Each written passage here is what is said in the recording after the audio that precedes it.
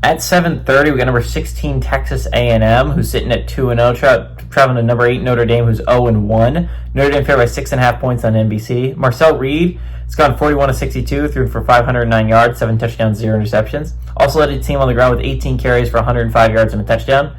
Mario Craver has had 13 catches for 236 yards and 3 touchdowns. CJ Carr for the Fighting Irish has got 19-30, thrown for 221 yards, 2 touchdowns, 1 interception. Jadarian Price has had 6 carries for 95 yards. And Eli Raridon has had 8 catches for 97 yards. Notre Dame is 4-2 against the Aggies all time. Last game did go to Notre Dame in 2024. Texas A&M is 0-1 when traveling to Notre Dame, and they are 0-1 when the game is 1 possession. Just a massive game for both teams. If you're Texas A&M, again, you play in the SEC, you look at the schedule, a vast majority of the teams you're playing are going to be ranked, which means dropping out of conferences is not recommended if you're the Aggies. That's not something you should be trying to do.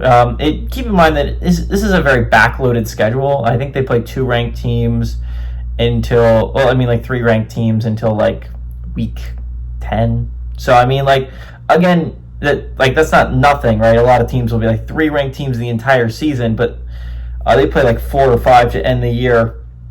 It's a very backloaded schedule for the Aggies, which means you need to take advantage of the front end. The easier end you have to take advantage of if you're the Aggies. This is a game you got to get on the road. On the other side, for Notre Dame, this is a game you cannot drop at home. They play 2 ranked teams the entire year. They played 1 already in Miami and lost on the road. You cannot afford to lose at home to Texas A&M, because I don't know what win you're going to be pointing to on the resume. You're going to point to Arkansas when you beat them in Fayetteville, if you can. You're going to point to the USC win. It's just like there's not a lot of substance there if you're Notre Dame. Again, 10-2 could get you to the college football playoffs. It could also not.